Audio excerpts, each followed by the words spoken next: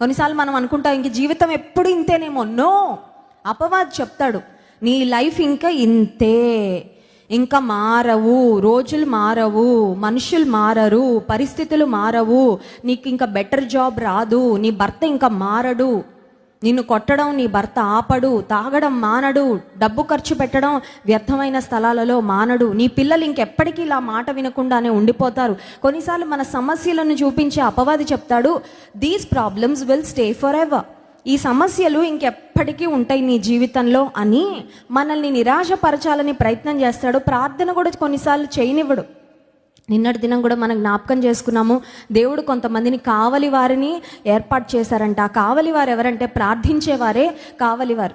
నిన్న నేను ఒక మాట జ్ఞాపకం చేశాను, అదేంటంటే మన జీవితంలో కూడా మన ఇంట్లో వాచ్మెన్గా ఎవరుండారో ఒక తీర్మానం తీసుకోగలిగితే, నా ఇంట్లో నేను కావలిదానిగా ఉంటాను, ప్రార్థనలో నా కుటుంబం కొరకు నేను పోరాడుతానని ఒక తీర్మానం తీసుకుంటే ఎవరికి వారము మన కుటుంబాల్లో దేవుడు ఖచ్చితంగా గొప్ప కార్యాలు చేస్తాడు.